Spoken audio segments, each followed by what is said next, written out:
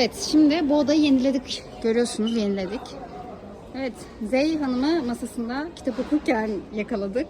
Almanca. Almanca kitap okuyor kendisi bu aralar. Yeni bir dil peşinde.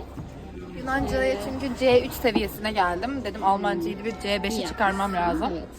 Her dil var maşallah. Dünya dilleri üzerine tez yazacak. Burası benim çalışma odam. Kitaplıklarından başlayayım. Kitaplığından. Kitaplarını görüyorsunuz. Biraz sıkıntılı. Koltuğunu Tekerlekleri yok. yapmamış, yenilenmiş ama koltuğu yenilemiyormuş. Allah'ım şöminem var. Şöminesinin ama gerçek değil. Beğenemedim. Gerçek olmasını beklerdim. Paranız var, siz yapın. Tamam. Bu ağaç yılbaşından kalma ama yeni yıla hazırlık mı? Yeni yıl alsak. Şimdi ben sizi çekeyim. He. Biz de o, ben onu. Acaba bu doğal gazlı mı, elektrikli mi? Hiç bilmiyoruz. Bak şuraları tanıt lütfen. Bunlar Zey'in kitap koleksiyonu. Bana özel ekstradan. Koleksiyona bak. Bayağı dolu. Çok Almanca üzerine bu aralar. Evet, dediğim üzere. Aynen. Ya da Ikea Alman markası mı? Çok ihtimal. Tamam.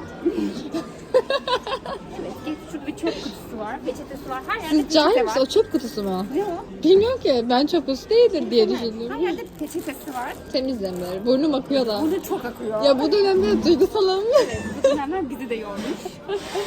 Burası yılbaşına hazırlık diye düşünüyoruz. Evet. Tamam. Christmas. Şöyle işte burada geçelim. mesela arkadaşlarımı çağırıp şurada Home Alone izleyeceğiz. Grinch Koltuğunu izleyeceğiz. beğenemedim, küçük. Zaten burası oturma odası değil.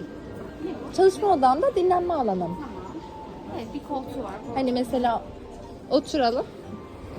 Oha çok rahat lan. Çok rahat. Bak burası bir de yatak oluyor. Hani siz gelirseniz Beni burada yatıracaksın. Ya tabii canım yani yatak odamı vereyim. Mesela bardakları çok güzel. Çok tatlı. Yok, güzel değil. Senin olsun. Güzel değil. Yok, hayır. Tamam olmasın. Aşkım her yerde peçetesi var maşallah. Buna bakıyor. Burada bir televizyon var. Kaç inç bu? Samsung. Ne sordunuz? 14 inç. Yok, o küçük olabilir. 26 inç. Tamam, belki de. 133 inç. Evet, bir lambası var televizyon kenarında. Bunun anlamı çok anlamsız. Neden? Ambiyans. Tamam, Şunu açmayacağım çünkü. bu kadar yani. Manzara çok Aa, iyi. Nerede oturuyoruz şimdi biz hangi ama? şehre geldik acaba? Haliç'te en son ama şimdi Boğaz görüyorum ben galiba. Ay, bizi çok sever ya. Şarkına.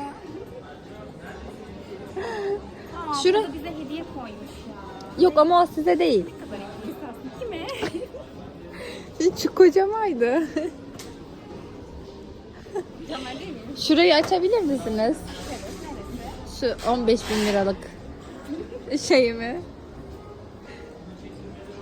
Nasıl açılıyor? İnanç bilmiyorum. Ha. Aa, bak görüyor musun nelerim var?